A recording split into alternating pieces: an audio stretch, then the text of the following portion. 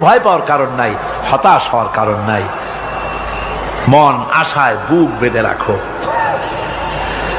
গুনাহ করেছ, হতাশ হয়েও না। যুবকদের গুনাহ করা স্বাভাবিক। ইউনিভার্সিটির ছাত্র, কলেজের ছাত্র, প্রফেসর, শিক্ষক, অফিসার ঘুষ খেয়েছেন, জিনা করা হয়েছে, মদ খাওয়া হয়েছে, মিথ্যা কথা বলা হয়েছে, যাই কিছু করেন না কেন ভয় পাওয়ার কারণ নাই, নিরাশ হওয়ার কোনো দরকার নাই। আল্লাহ পাক ডেকে বলেছেন, কুল ইয়া ইবাদিয়াল্লাযীনা আসরাফু আলা আনফুসিহিম লা তাকনাতু মির রাহমাতিল্লাহ। আরে আমার আল্লাহর মতো এত ভালো আর কেউ আছে? এত দরদ আর কারো আছে? আমার আল্লাহ বলেন, ও নবী আপনি শুনায় দেন, হে আল্লাহর বান্দারা, তোমরা যারা নিজেদের উপরে বাড়াবাড়ি করেছো, নিজেদের উপরে জুলুম করেছো, অত্যাচার করেছো, আমি আল্লাহর রহমত থেকে নিরাশ হয়ে যেও না। মানুষ যদি অপরাধ করে, বাপের সাথে অপরাধ করেছে, মায়ের সাথে অপরাধ করেছে, মা বাবা সন্তানের চাইতে এত বড় কল্যাণকামী তো আর কেউ নাই, কিন্তু মা বাবা কোনোদিন বলে না আয় আমার ছেলে তোরে মাফ করে দেই, এরকম বলে নাকি? মন চায় ছেলে যদি মাপ চাইতো, খুশি হয়ে মাফ করে দিতাম, কিন্তু কেন যে আসে না, ডাকে না যে আয় মাফ করে দেই। মা বাপ আপনাকে এত ভালোবাসে, সেই মা বাপও আপনাকে বলে না যে আয় মাফ করে দেই। আমার আল্লাহ হচ্ছেন এমন আল্লাহ, আল্লাহ রাব্বুল আলামিন ডাকেন, এ বান্দা খুন করেছিস ফিরে আয়, জিনা করেছিস ফিরে আয়, হত্যা করেছিস ফিরে আয়, চুরি করেছিস ফিরে আয়, কুফরি করেছিস ফিরে আয়, সুদ খেয়েছিস, ঘুষ খেয়েছিস, মদ খেয়েছিস ফিরে আয়, এসে আমার দরবারে চোখের পানি ফেল, আমার দরবারে কাঁদাকাটি কর। ইন্নাল্লাহা ইয়াগফিরুয যুনুবা জামিআ ইন্নাহু হুয়াল গফুরুর রহিম। আমার দরবারে চোখের পানি ফেলে কাঁদ, আমি রব্বুল আলামিন জিন্দেগীর গুনাহ মাফ করে দেব। সুবহানাল্লাহ কোন, সুবহানাল্লাহ কোন। আমার কাছে কান, চোখের পানি ফেল। আল্লাহ রাব্বুল আলামিনের কাছে বান্দার দুইটা ফোঁটা বেশি প্রিয়। একটা হলো জিহাদের ময়দানে যে রক্ত ফোঁটা দেওয়া হয়, এটা আল্লাহর কাছে প্রিয়। আর আল্লাহর ভয়তে গুনার জন্য লজ্জা করে, অনুশোচনা করে বান্দা যখন চোখের পানি ছেড়ে দেয়, আল্লাহর কাছে এটা অত্যন্ত প্রিয়। নবীজি বলেছেন, বান্দা যখন গুনার ভয়তে, আল্লাহর ভয়তে, জাহান্নামের ভয়তে অনুশোচনা করে যখন চোখ দিয়া পানি ছেড়ে দেয়, ওই চোখের পানি নাকের অর্ধেক আসতে না আসতে আল্লাহ রাব্বুল আলামিন বান্দারে মাফ করে দেন। আল্লাহ বরদাস্ত করতে পারেন না যে বান্দা কান্দু। আমার ভাইরা, আল্লাহ রহমত, এই পৃথিবীতে আল্লাহ রহমতকে 100 ভাগ করা হয়েছে। আল্লাহ রহমতের কত ভাগ? এই 100 ভাগের 1 ভাগ সারা পৃথিবীতে ছড়াই দেওয়া হয়েছে। আর 99 ভাগ কার কাছে? আল্লাহর কাছে। একটা ভাগ দুনিয়া ছড়ানো হয়েছে আদম আলাইহিস সালাম থেকে নিয়ে এই পর্যন্ত, এখান থেকে নিয়ে কিয়ামত পর্যন্ত পৃথিবীতে যত মানুষ আসবে, যত প্রাণী আসবে, তাদের মধ্যে প্রাণী জগতেও গাভী তার বাছুরকে ভালোবাসে ঠিক কিনা, হাতি তার বাচ্চাকে ভালোবাসে ঠিক কিনা, মুরগি তার বাচ্চাকে ভালোবাসে কিনা, প্রত্যেক মাই তার সন্তানকে ভালোবাসে মানুষের মতো। এই ভালোবাসা, স্নেহ, এই মমতা, এই করুণা, এই মহব্বত একটা ভাগ দুনিয়ায় দেওয়ার পর আপনি আর আমি যতটুকুন ভাগে পেয়েছি, সেই মহব্বতে, স্ত্রীর মহব্বতে অস্থির, মায়ের মহব্বতে অস্থির, সন্তানের মহব্বতে অস্থির। এখন চিন্তা করেন, একটা ভাগ সারা পৃথিবীতে বিতরণ করার পর যেটুক পেয়েছি, তাতে যদি এত মহব্বত হয়, তাহলে এর 99 ভাগ মহব্বত যে আল্লাহর কাছে জমা আছে, এই বান্দার জন্য তার কত মহব্বত, এই বান্দার জন্য কত করুণা তার, কত মহব্বত তার, কত দয়া তার।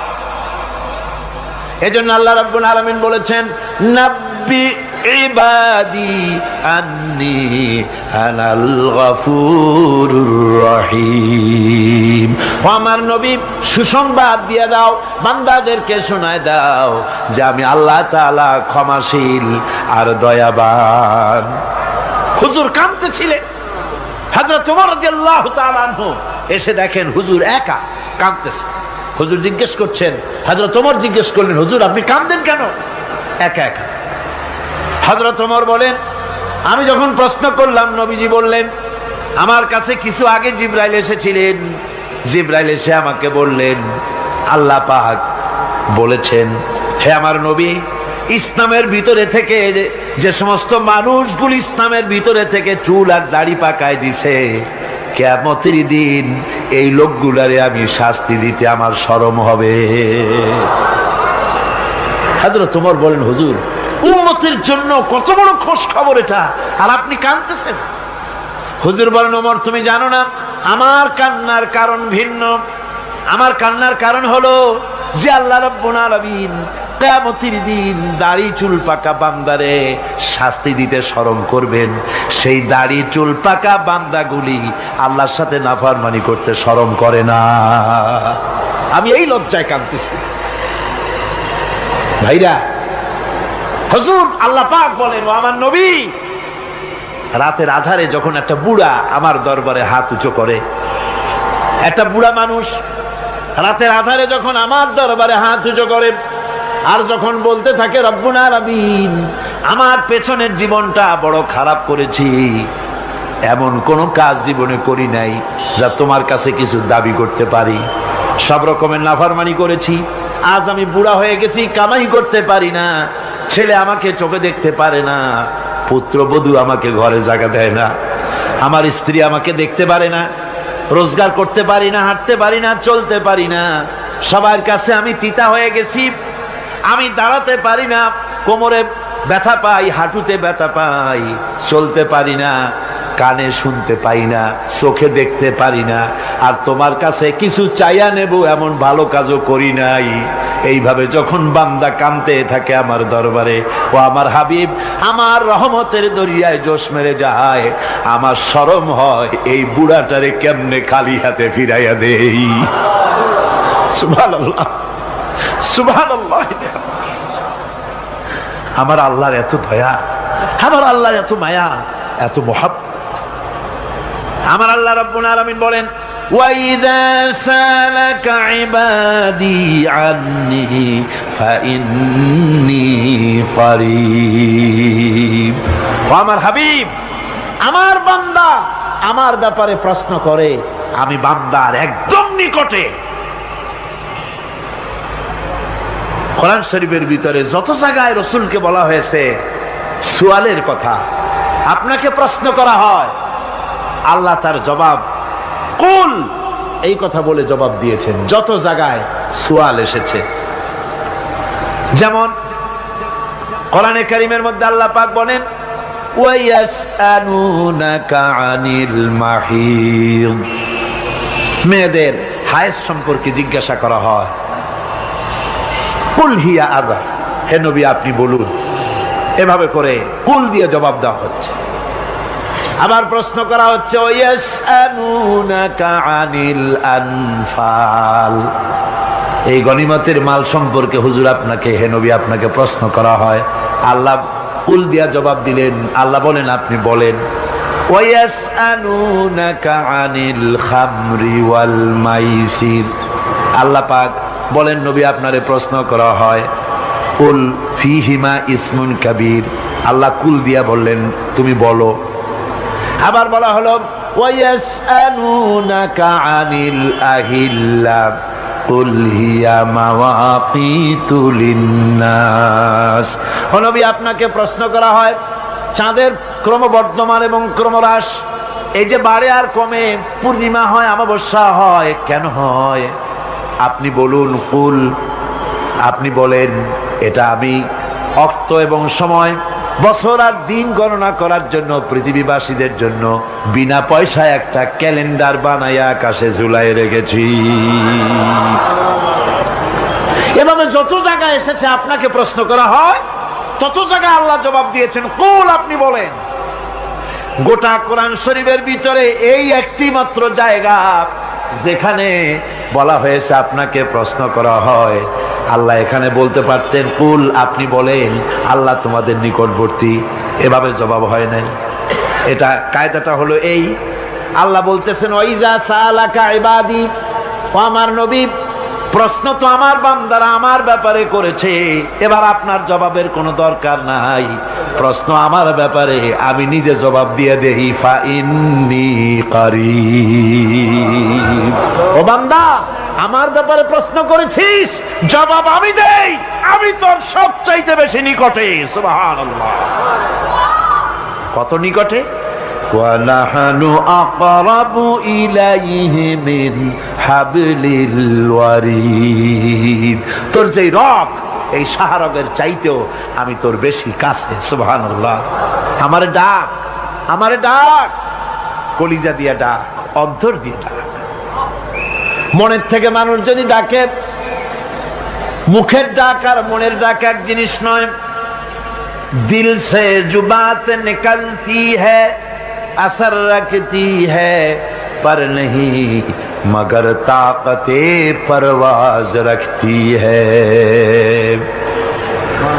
দিল থেকে যে কথা বেরোয় তা প্রভাব বিস্তার করে, ডানা নাই কিন্তু ওড়ার ক্ষমতা রাখে।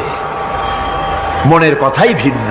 মন থেকে, দিল থেকে, কলিজা থেকে, অন্তরের গভীর কন্দর থেকে মুহাব্বতের সাথে কেউ যদি একবার বলে আল্লাহ, বলেন আল্লাহ, আল্লাহ, আল্লাহ।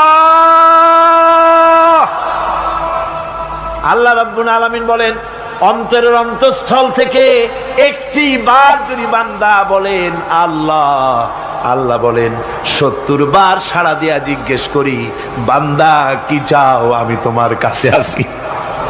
সুবহানাল্লাহ। আমি তোর একদম কাছে, কি চাস বল, বল আমার কাছে। এমন দয়াবান, এমন মেহেরবান, এমন আল্লাহ আমাদের।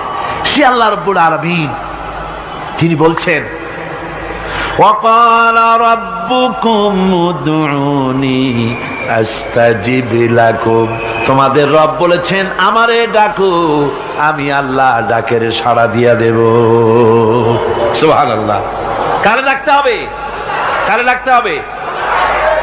এই বিশাল জনসমুদ্র একযোগে চিল্লা এখন কারে ডাকতে হবে? কোন পীর সাহেবকে নয়, আল্লাহর কসম কোন খাজা বাবাকে নয়, ডাকতে হবে কারে? চিল্লা এখন কারে? ওয়াকালা রাব্বুকুম উদউনি, তোমার রব তোমাকে বলতেছে আমারে ডাকো, আস্তাজিব লাকুম, আমারে ডাকবে আমি সাড়া দিয়ে দেব। সুবহানাল্লাহ। আল্লাহকে ডাকেন, কি চাই আপনার বলেন, কি চাই?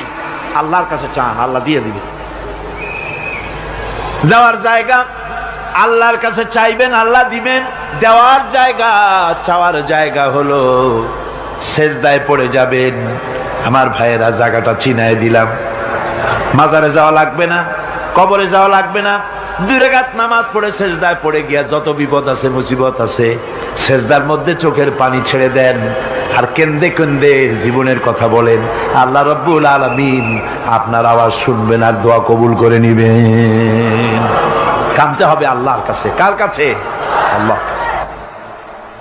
সুম্মা ইস্তাগফিরুল্লাহ, আর এরপরে সে যদি আমি আল্লাহর কাছে ক্ষমা চাই, ইয়াজিদিল্লাহ গফুরার রহিমা, সে আমি আল্লাহকে গফুর এবং রহিম হিসাবে পাবে। সুবহানাল্লাহ। আল্লাহকে গফুর এবং রহিম হিসাবে পাওয়া যাবে। সব আল্লাহকে বলতে হবে, গুনাহ মাফ চাইতে হবে। এই জন্য হুজুর সাল্লাল্লাহু আলাইহি ওয়াসাল্লাম দৈনিক 100 বার তওবা পড়তেন। কোন হাদিসে আছে 70 বার, কোন হাদিসে আছে 100 বার তওবা পড়তেন। নামাজের পরে তো প্রত্যেক নামাজই পড়তেন হুজুর, সালাম ফিরাতেন আর সাথে সাথে বলতেন আল্লাহু আকবার, আস্তাগফিরুল্লাহ, আস্তাগফিরুল্লাহ, আস্তাগফিরুল্লাহ। মনে থাকবে আপনাদের? মনে থাকবে? সালাম ফিরাইয়া কি বলবেন?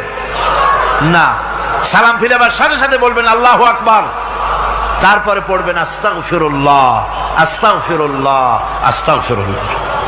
তওবা পড়বেন, আল্লাহর কাছে সবসময় গুনাহ মাফ চাইতে থাকবেন, বিনীত থাকবেন, আল্লাহকে পাওয়া যাবে, তাকে রহিম হিসেবে পাওয়া যাবে। সুতরাং ঈমান বিল্লাহ, আল্লাহর প্রতি ঈমান আনলে পরে চতুর্থ নম্বরের যে উপকারটা হবে সেটা হলো হতাশায় ভুগবে না, নিরাশায় ভুগবে না, আশায় বুক বেঁধে উঠবে, ঈমান মজবুত হবে, আল্লাহর কাছে মানুষ বিনয়ী হয়ে যাবে। এবার পঞ্চম নম্বরের উপকার আমি বলছিলাম, ঈমান বিল্লাহ, আল্লাহর প্রতি ঈমান আনলে পরে অসংখ্য উপকার হয়, অসংখ্য বৈশিষ্ট্য আছে। এর 6টা উপকারের কথা আমি বলবো। কয়টা? অসংখ্য উপকারের ভিতরে প্রধান 6টি উপকারের কথা বলবো। এর বললাম কয়টা? 4টে বলছি। এবার বলো পঞ্চম উপকারের কথা। আল্লাহর প্রতি আপনি পূর্ব পশ্চিমে কতবার মুখ ঘোরালেন, এটাই কিন্তু আপনার আসল সৎ কাজ নয়। আসল সৎ কাজ হলো আল্লাহর প্রতি ঈমান আনা। এই ঈমানের ব্যাপারে 3টা দিন আমরা পার করে দিলাম, এখনো কথা শেষ হয় নাই। আল্লাহর প্রতি ঈমান আনলে পরে যে উপকারটা হবে পঞ্চম নম্বরে, সেটা হলো কঠোর এবং কঠিন বিপদের ভিতরে বান্দার ভিতরে অবিচলতা এবং ধৈর্যের সৃষ্টি হয়ে যাবে। আলহামদুলিল্লাহ। কঠিন বিপদ মুসিবত আসলে পরে সে অবিচল থাকবে। সারা দুনিয়ার বিপদ আপদ, শত্রুতা, দুঃখ, কষ্ট, মুসিবত, জুলুম, নির্যাতন সবকিছু পাহাড়ের মতো উঁচু হয়ে তাকে ঘিরে ফেলবে, কিন্তু তাকে এক চুলও নাড়াতে পারবে না। আলহামদুলিল্লাহ। সারা পৃথিবী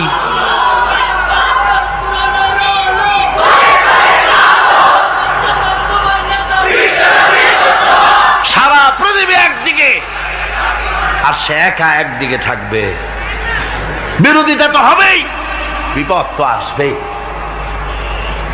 কবি বলতেছেন, সাথে জাকা রহা হ্যায় अज़ल से ता इमरोज, सतेजा का रहा है अज़ल से ता इमरोज, चरागे मुस्तफावी से शरारे बुलहबीस। সে আবহমান কাল থেকে শুরু করে মুস্তাফা সাল্লাল্লাহু আলাইহি ওয়াসাল্লামের দীপ শিখার সাথে আবু জাহেল, আবু লাহাবের অগ্নিস্ফুলিঙ্গের টক্কর লেগেই আছে। রাসূলুল্লাহর আল্লাহর দেওয়া এই বিধান, এই দ্বীনের বাতিটা টিম টিম করে জ্বলেছে। আর গোরকি, টর্নেডো, হাজার হাজার মাইল বেগে হেরিকেন এসেছে, গোরকি এসেছে, টর্নেডো এসেছে, টাইফুন এসেছে, কিন্তু এই আলো নিভাইতে পারে নাই। সুবহানাল্লাহ। এই আলো নিভাতে পারে নাই। এই শত্রুতা চিরকালের, নিভাতে পারবে না। কারণ হচ্ছে আল্লাহ রাব্বুল আলামিন বলেছেন, ইউরিদুনা লিইউতফিউ নূরাল্লাহি বিআফওয়াহিহিম ওয়াল্লাহু মুতিম্মু নূরিহি ওয়ালাউ কারিহাল কাফিরুন। ওরা চায় মুখের ফু দিয়ে আমার আলোকে নিভিয়ে দেবে, কিন্তু আমি আমার আলোকে পূর্ণতা দান করব। তাতে কাফের বেঈমানদের কলজায় যত জ্বালা যন্ত্রণা হোক, আমার দ্বীন কেউ মিটাই দিতে পারবে না। সুবহানাল্লাহ। সুতরাং বিপদে অবিচলতা আসবে, সে অটল হবে, মজবুত হবে। কোরআনে কারীম বলতেছে, ওয়া কাযালিকা জাআলনা লিকুল্লি নাবিয়্যিন আদুওয়াম মিনাল মুজরিমিন। এই পৃথিবীতে এমনি করে আমি সকল নবীদের শত্রু বানিয়েছি, সব পাপিষ্ঠ অপরাধীদেরকে। নবীদের সাথে বিরোধিতা করেছে কারা? পাপিষ্ঠরা, অপরাধীরা। আজও খুঁজে দেখেন, আজও ইসলামী আন্দোলনের বিরোধিতা যারা করে সবগুলি কি পাপিষ্ঠ? সত্য কিনা কর? ইসলামী আন্দোলনের বিরোধিতা যারা করে হিসাব করে, চোখ দিয়ে তাকায় দেখেন, খুঁজে দেখেন তাদের নামগুলি। মদখোর, জিনাকার, বদমাশ, চোর, হাইজাকার, বেনামাজি, লুটেরা, মিথ্যাবাদী, সবচাইতে সমাজের নিকৃষ্ট লোকগুলি ইসলামের বিরুদ্ধে করে।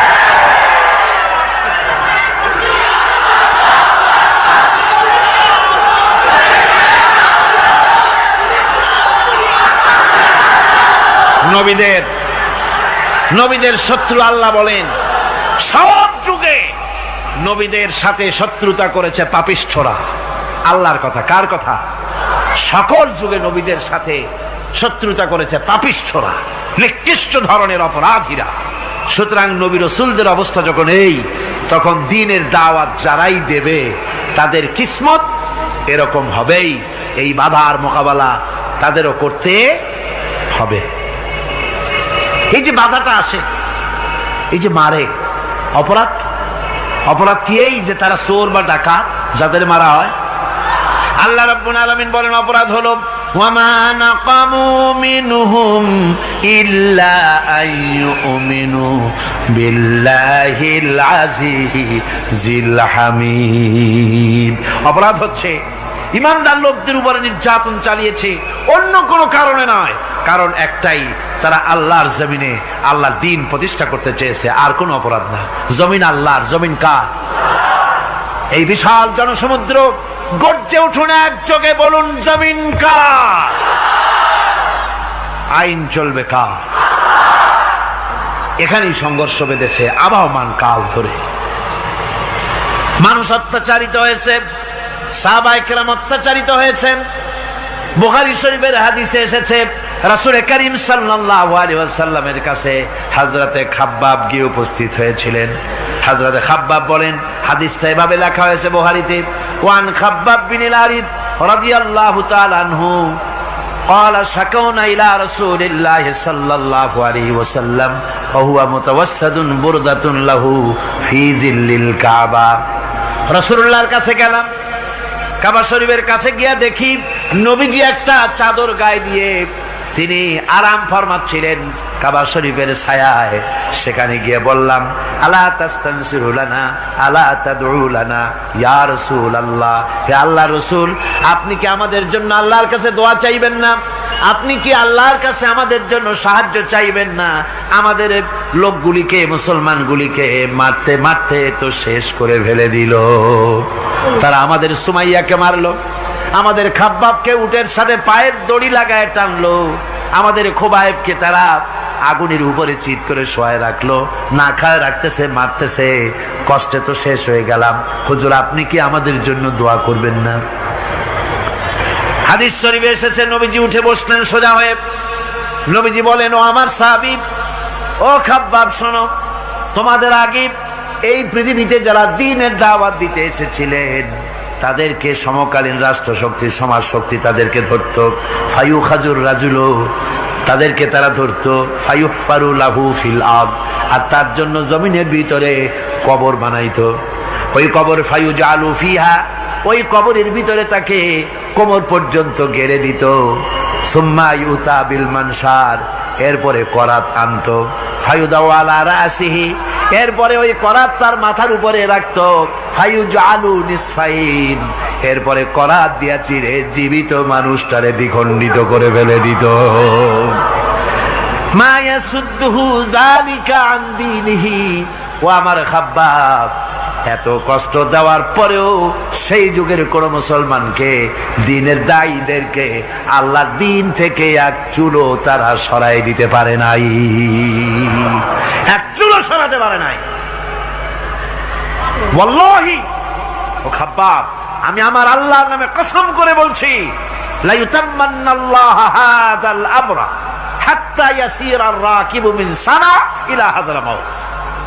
আমি কসম করে বলি, আল্লাহ রাব্বুল আলামিনের এই সানা থেকে হাজারামাউত পর্যন্ত লোকেরা যাতায়াত করবে, সুন্দরী রমণীরা গমন করবে, সদাগরেরা যাতায়াত করবে, টাকা নিয়া পয়সা নিয়া যাতায়াত করবে।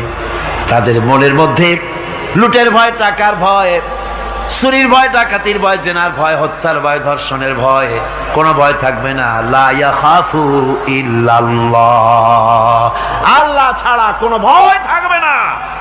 এমন একটা সমাজ, এমন একটা সময় আসবে। ওয়ালাকিন্নাকুম তাস্তাজিলুন, অথচ খুব তাড়াহুড়ো তোমরা করতেছো। তাড়াহুড়ো করো না, সময় আসবে ইনশাআল্লাহ।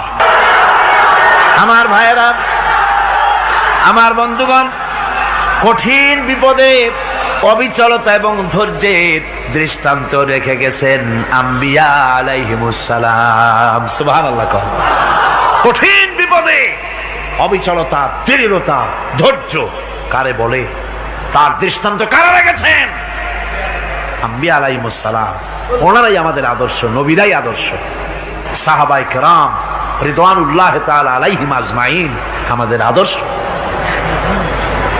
ভাইরা আমার, মুসা আলাইহিস সালামকে ফেরাউন যখন ঘিরে ফেলে দিল, কোরআনের সব কথা গল্প গুজবার ইতিহাসের জন্য লেখা হয় নাই।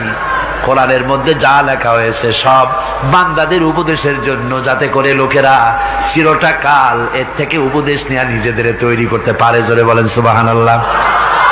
মুসা আলাইহিস সালামের কথা আল্লাহ বলেন, ফেরাউন তাকে ঘিরে ফেলে দিল, পালাবার রাস্তা নাই।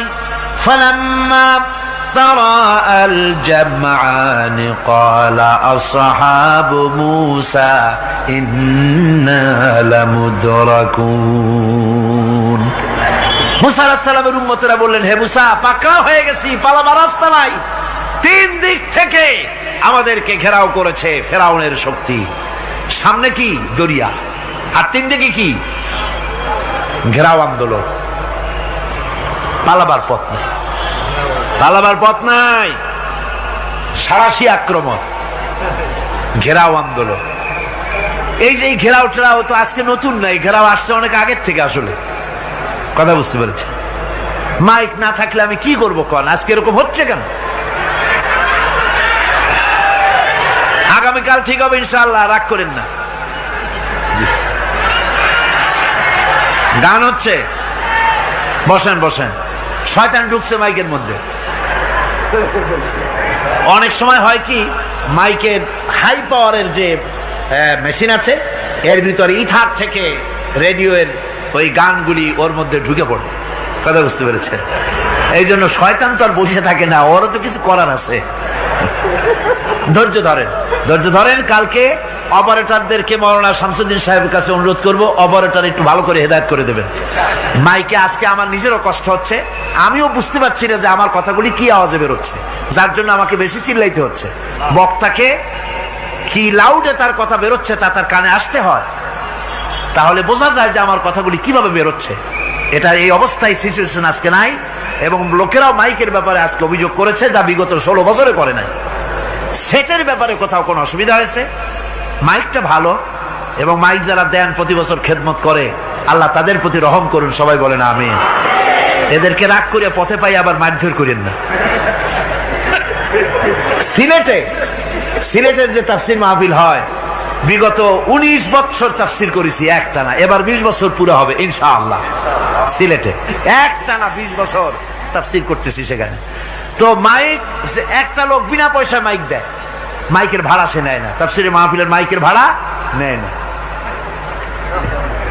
যে বছর এরশাদ সরকার আমাকে প্লেন থেকে নামতে দিল না, আপনাদের মনে আছে? সিলেট থেকে ফিরাই দিল। এই খবরটা মাইকম্যান যখন শুনেছে যে আমাকে নামতে দেয় নাই, ফিরাই দেওয়া হয়েছে, সাথে সাথে স্ট্রোক করেছে, হার্ট ফেল করে দুনিয়া থেকে বিদায় হয়ে গিয়েছে। সিলেটে তাফসির হতে পারবে না, এই কথা সে বরদাস্ত করতে পারে না। আমি কেঁদেছি আর দোয়া করেছি, আল্লাহ, কোরআনের মহব্বতে লোকটার এই অবস্থা হলো, তোমার জান্নাত তুমি দয়া করে তাকে দান করে দিও। কাজে কোনো ব্যবসায়ী চায় না যে তার ব্যবসাটা খারাপ হোক, লোকেরা মন্দ বলুক। এ মাইকের ব্যাপারে আপনারা আজকে রাগারাগ করেন না, যা হয়েছে কালকে ভালো হবে ইনশাআল্লাহ। সবাই বলেন ইনশাআল্লাহ। এখন চলেন আমরা ফেরাউনের অবস্থা দেখি গিয়া কি করতেছে ফেরাউন। মুসা আলাইহিস সালামকে ঘেরাও করে ফেলেছে, পালাবার উপায় নাই। একদিকে দরিয়া, তিন দিকে ফেরাউনের শক্তি। এই যে ঘেরাও টেরাও মানে নতুন তো না, ধর্মঘট নতুন না, পুরানা জিনিস।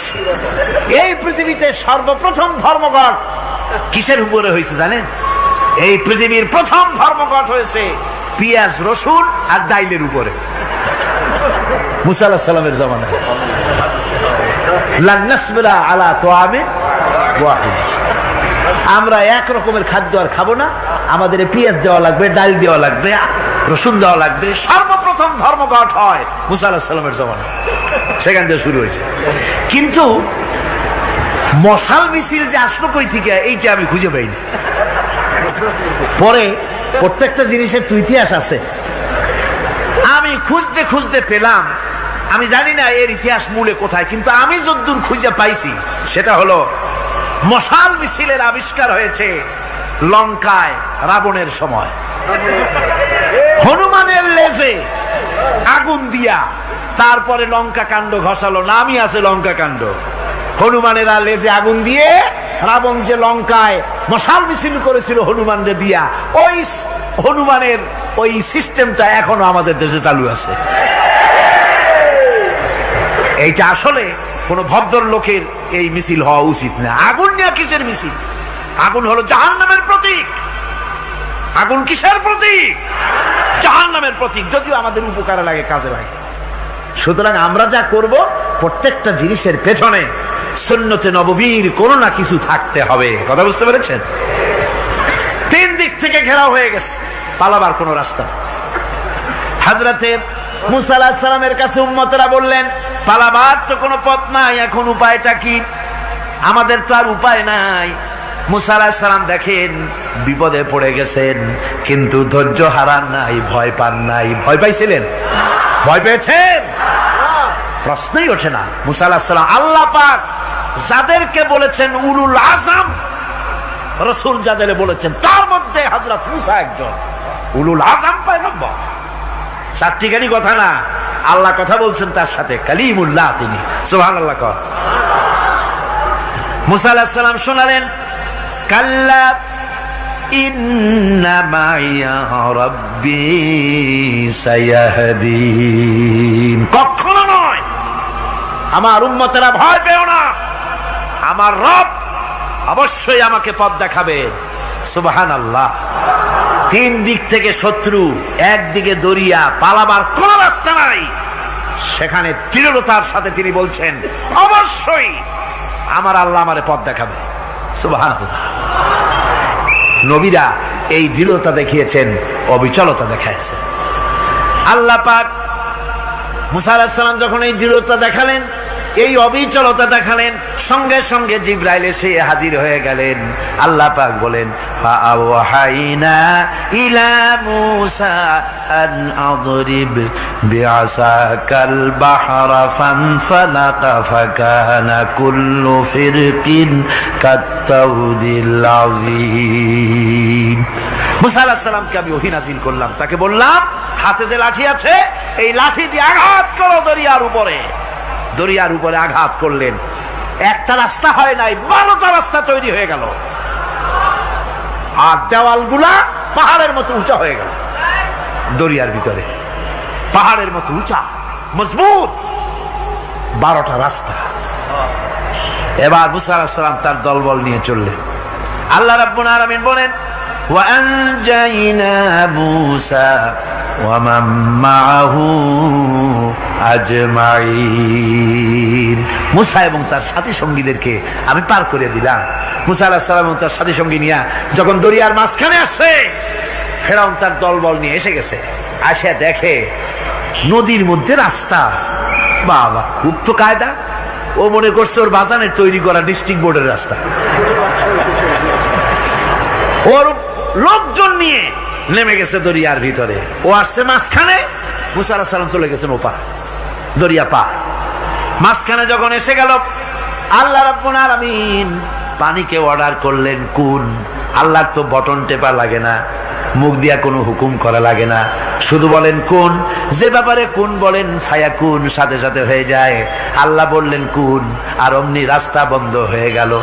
এবার তুফান শুরু হয়েছে নদীতে, ঢেউয়ের উপরে ঢেউ, মৌজুন কাল জিবাল, পাহাড়ের মতো উঁচু হয়ে হয়ে ঢেউ আসতেছে। দলবল ঘোড়া আর অস্ত্রপাতি যা ছিল সব মরে শেষ। এবার ফেরাউন একা উপরে ওঠে আর নিচে নামে, পানি খেতে খেতে পেটের কাম সারা। জনমের খাওয়া খাইছে পানি, এখন জান যায়। বাঁচবার আর উপায় নাই, বাঁচবার আর উপায় নাই। ফেরাউন তার নিজের জীবন সম্পর্কে হতাশ হয়ে গেল। এবার ফেরাউন বলতেছে, আমানতু আন্নাহু লা ইলাহা ইল্লাল্লাযী আমানাত বিহি বানু ইসরাঈল। আমি ঈমান আনলাম, আমি ঈমান আনলাম আল্লাহ ছাড়া কোনো ইলাহা নাই। ওই আল্লাহর উপর ঈমান আনলাম যে আল্লাহর উপর ঈমান এনেছে বনি ইসরাঈলেরা। আল্লাহ যাতে ঠিক পায় যে কোন আল্লাহর উপর ঈমান আনছে। বনি ইসরাঈলের আল্লাহর উপর ঈমান আনলাম। আল্লাহ এই তো মুসলমান হয়ে গেছি, এরপরও আমার সুবাও কেন? আল্লাহ রাব্বুল আলামিন জবাবে বলেন আল আন, এখন ওয়াকাদ আসাইতা ক্বাবলু ওয়া কুনতা মিনাল মুফসিদিন। এখন ঈমান আনার কথা বলছো, অথচ যুগের পর যুগ, বছরের পর বছর ধরে আমার মানুষের উপরে মন গড়া আইন চালায়েছ, আমার পয়গম্বরের সাথে বেয়াদবি করেছ। আজ তোমাকে আমি ছাড়ছি না, তোমাকে আজকে ছেড়ে দেব না। আমি তোমাকে মারব, আর সমস্ত প্রাণীগুলিকে, স্থলচর প্রাণীগুলিকে আল্লাহ পাক অর্ডার দিয়া দিলেন, এই ফেরাউনের লাশকে ডুবাবি না, পচাবি না, খাবি না। আল ইয়াউমা নুনাজ্জিকা বিবাদানিক, আমি তোমার শরীরে বাঁচায় দেব। পোকে খাবে না, পানিতে পচবে না, মাছে খাবে না, কুমিরে খাবে না, দুনিয়ার কোনো পশুতে খাবে না। আমি তোরে শুটকি বানাইয়া রাখবো, যাতে করে দুনিয়ার সমস্ত ফেরাউন যত যুগে যুগে আসে তোরে দেখে যেন হেদায়েত নিতে পারে। ফেরাউনকে আল্লাহ শুটকি বানায় রাখছে। আমি ফেরাউনদের লাশ দেখেছি ব্রিটিশ মিউজিয়ামে। ফেরাউন তো একটা না, অনেকগুলা। আসলদারে অবশ্য দেখিনি। ব্রিটিশ মিউজিয়ামে ওই ফেরাউনগুলার লাশ যখন অসুবিধা হয়, মমিগুলি, তখন ইংল্যান্ডে নিয়ে যায় চিকিৎসা করাবার জন্য। চোখ টোক আছে গর্তের ভিতরে, তারপরে চামড়া টামড়া হাড়ের সাথে মিশানো, ওইভাবে চেহারা দেখলে মনে হয় যে সত্যি ফেরাউনিগুলো। আর ব্রিটিশের কাম মিশর থেকে না আনছে এমন কোনো জিনিস নাই। আমি সেখানে এক বক্তৃতা বলছিলাম, আপনারা এদের এখন সভ্য, এদের এখন ভদ্র, এরা হলো ইন্টারন্যাশনাল চোর। ওরা সারা দুনিয়া চুরি করেছে। লন্ডনে বক্তৃতা করেছি, সারাটা দুনিয়া চুরি করছে, আমাদের দেশকে শোষণ করেছে। এই বিশাল ভূভাগকে শোষণ করে ইংল্যান্ডের দ্বীপটাকে তারা সাজাইছে। তারা ময়ূর সিংহাসনের, শাহজাহানের ময়ূর সিংহাসনের ময়ূরের বাম চোখে কোহিনূর মণি লাগাইছিলেন। শাহজাহান ময়ূরের ডান চোখে কোহিনূর মণি লাগায় নাই। কোহিনূর মণির অনেক দাম, আমি দেখে এসেছি মণি। এখন সেটা কুইন এলিজাবেথের মুকুটে শোভা পাচ্ছে। সেই মণি এমনি বলে প্রবাদে 7 রাজার ধন 1 মাণিক্য, বলেন এরকম অনেক দাম। শাহজাহান দেখালেন, আমি মুসলমান, আমার কাছে এটার দাম নাই, এই জন্য ময়ূরের ডান চোখে লাগালাম না, বাম চোখে লাগাই দিলাম। এইটারে চুরি করছে। তারপরে মিশর থেকে, মিশরের মমি চুরি করেছে, জুতা চুরি করছে, ছাতি চুরি করছে, পিসা চুরি করেছে। আমি বললাম এগুলা কি ভদ্রলোক নাকি? এরা জুতা চোর, পিসা চোর, লাঠি চোর, সব চুরি করেছে। যাই দেখেন ব্রিটিশ মিউজিয়ামের মধ্যে সব দুনিয়ার চুরি করা জিনিস নিয়ে তারা মানুষকে দেখাইয়া পয়সা অর্জন করছে। টিপু সুলতানের তরবারিটা পর্যন্ত চুরি করেছে। আজ পর্যন্ত ব্রিটিশ মিউজিয়ামে টিপু সুলতানের তরবারিটা আছে, আমি তরবারিটা দেখে এসেছি। আমার বন্ধুগণ, বলতেছিলাম যে পৃথিবীতে আল্লাহ রাব্বুল আলামিন নবীরা তাদের চরিত্র দিয়ে বিপদের মোকাবেলা করে, দুনিয়ার সামনে কঠিন বিপদের মোকাবেলা করে অবিচলতা, দৃঢ়তা দেখায় গেছেন যে কেমন করে এই পৃথিবীতে বিপদের সামনে মোকাবেলা করতে হয়। ধৈর্য ধরতে হবে। বিপদ আসবে পাহাড় সমান হয়ে, আপনাকে ধৈর্য ধারণ করতে হবে সেভাবে বুক বেঁধে। যেহেতু এটা যদি বিশ্বাস হয় যে আমার কিসমতে যা আছে তার থেকে বেশি কিছু হবে না, তাহলেই আপনার ধৈর্য আসবে, ভয় পাবেন না। কথা ঠিক কিনা কন? এবারে হযরত হুদ আলাইহিস সালাম সম্পর্কে আল্লাহ রাব্বুল আলামিন বলেন, হযরতে হুদকে যখন ষড়যন্ত্র হলো, কাফির বেঈমানেরা তাকে মেরে ফেলার জন্য যখন সরকারি ষড়যন্ত্রে লিপ্ত হয়ে গেল, হযরতে হুদ সমাজের এই চ্যালেঞ্জের মোকাবেলা করলেন। হযরত হুদ বলেন, ফাকিদুনি জামিআন সুম্মা লা তুনজিরুন ইন্নী তাওয়াক্কালতু আলাল্লাহি রাব্বি ওয়া রাব্বিকুম। তোমরা তোমাদের ষড়যন্ত্র আমার বিরুদ্ধে যত পারো আমার বিরুদ্ধে ষড়যন্ত্র চালাও, এতটুকুন আমার অবকাশ দিও না। আমি এমন আল্লাহর উপরে ভরসা করেছি যার হাতের ভিতরে তোমাদেরও জান আর আমারও জান। যা পারো তাই করো। সরকার সমস্ত শক্তি একত্রিত হয়ে আমার মোকাবেলা করো। একদিকে হুদ আলাইহিস সালাম, আর একদিকে গোটা জাতি। হযরত হুদ ভয় পায় নাই। সুবহানাল্লাহ। কোন ঈমান বিল্লাহ মানুষের কলিজাকে এভাবে শক্ত করে দেয়। কোন আলহামদুলিল্লাহ। এবারে এই বিপদের, কঠিন বিপদের মোকাবেলা করে আমার রাসূল যে প্রমাণ দিয়া গেলেন, আমার রাসূল যে কঠিন বিপদের মোকাবেলা করলেন, ভাইরা আমার, হিজরতের রাতে সওর পাহাড়ের ভিতরে যখন তিনি আশ্রয় নিলেন, হযরতে আবু বকর সাথে ছিলেন। হযরতে আবু বকর রাদিয়াল্লাহু তাআলা আনহু বলেন, হুজুর আপনি দাঁড়ান, এটা তো পাহাড়িয়া গুহা, গুহার ভিতরে সাপ থাকতে পারে, বিচ্ছু থাকতে পারে, আমি আগে ঢুকি, বিপদ যদি হয় আমার উপর থেকে হয়ে যাক। গুহার ভিতরে নেমে গুহা সাফ করলেন। এরপরে হুজুরকে ডাকলেন, হুজুর তাশরীফ নিলেন গুহার ভিতরে। এরপরে হুজুর বললেন, আবু বকর পাহাড়ে হেঁটে হেঁটে 2-3টা পাহাড় পাড়ি দিয়া যাওয়া লাগে সোর পাহাড়ে। মদিনার সোজা রাস্তা হুজুর ধরেন নাই, মেসফালার পথ দিয়া জাবালে কেদোয়ার উপর দিয়া 3টা পাহাড় পাড়ি দিয়া তারপরে হুজুর গেলেন সোর পাহাড়ে। গুহার ভিতরে হুজুর তাশরীফ নিলেন। বললেন, আবু বকর তুমি বসো, তোমার উরুর উপরে মাথা রেখে আমি একটু আরাম করি। হযরতে আবু বকর বসলেন, হুজুর তার উরুর উপরে মাথা রেখে ঘুমায় গেলেন। আর এরপরে কাফির বেঈমানেরা তালাশ করতে করতে কাফেরেরা এসে গেল পায়ের চিহ্ন দেখে দেখে গর্তের কাছে। হযরত আবু বকর ভয়তে কেঁদে ফেললেন, আহারে আর তো উপায় নাই, এবার তো ধরা পড়ে গেছি, এবার নবীজিকে মেরে ফেলে দেবে। নবীর মহব্বতে, নিজের মহব্বতে নয়, নবীর মহব্বতে কাঁদতেছিলেন। হুজুর বলেন, হুজুরের ঘুম ভেঙে গেল। বলো, আবু বকর কাঁদো কেন? ছেলের কথা, মেয়ের কথা, বিবির কথা, বাড়ির কথা মনে পড়লো নাকি? হযরত আবু বকর বলেন, ইয়া রাসূলুল্লাহ, আল্লাহর কসম করে বলি, যেদিন ঈমান এনেছি এই কলিজার ভিতরে মা বাপ, স্ত্রী, পুত্র, পরিজন, এমনকি আমার নিজের জীবনের চাইতে আপনারে বেশি ভালোবাসি। তা কাঁদো কেন? কাঁদো কেন? হযরত আবু বকর বলেন, হুজুর ধরা পড়ে গেছি, কাফেররা এসে গেছে, গর্তের কাছে তাকালি আমাদের দেখতে পাবে, আমরা তো মাইনরিটি, ওরা তো মেজরিটি, আমরা তো ধরে মারি ফেলাই দেবে, আপনাকে মেরে ফেলে দেবে, এই জন্য কাঁদি। আল্লাহ রাব্বুল আলামিন, হুজুর তখন কি দৃঢ়তা, কি অবিচলতা, কি ধৈর্যের পাহাড় সম মনোবৃত্তি তখন দেখালেন।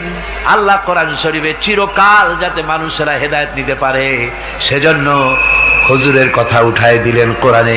আল্লাহ পাক বলেন, ইযহুমা ফিল গার ইয ইয়াকুলু লিসাহিবিহি লা তাহজান ইন্নাল্লাহা মা'ানা। ও বন্ধু, ভয় পেও না, আল্লাহ আমাদের সাথে আছেন। সুবহানাল্লাহ।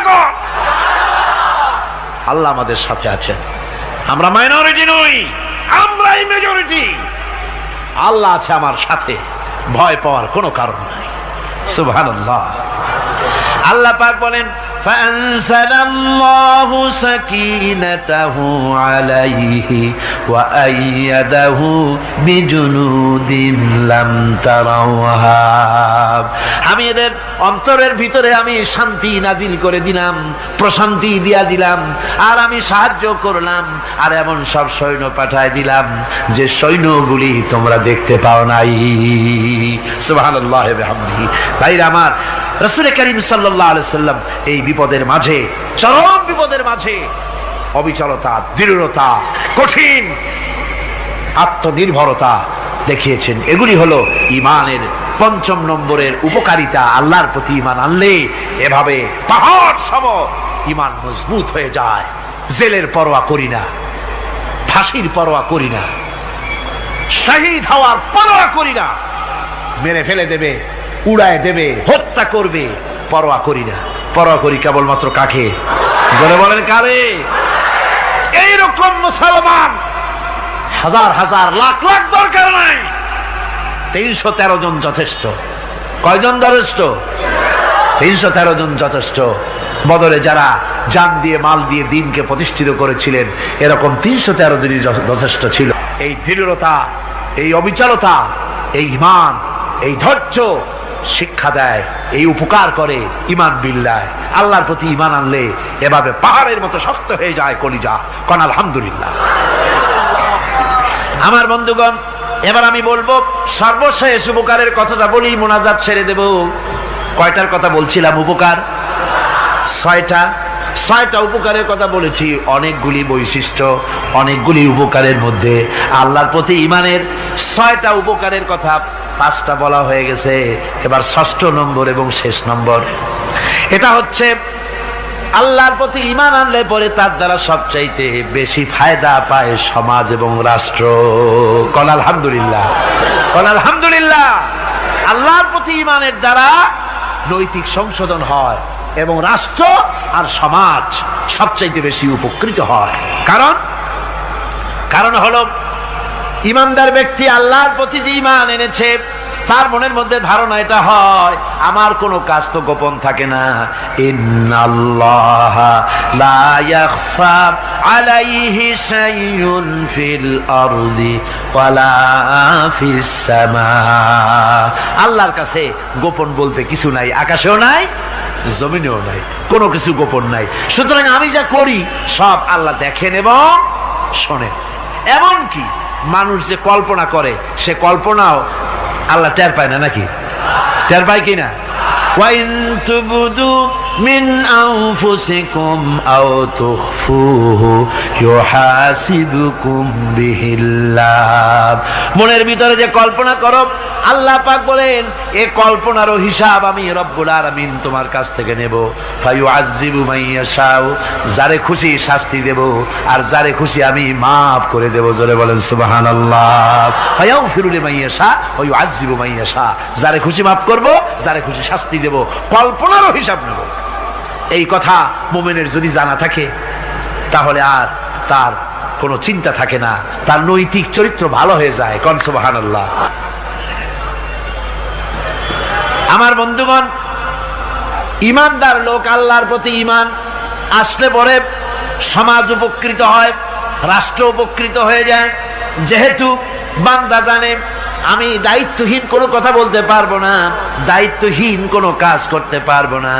আল্লাহ পাক বলেছেন, মা ইয়ালফিযু মিন কাউলিন ইল্লা লাদাইহি রাকীবুন আতীদ।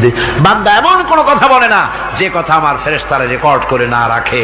কাজী মুমিন ব্যক্তি আল্লাহর ভয়তে দায়িত্বহীন কথা বলবে না।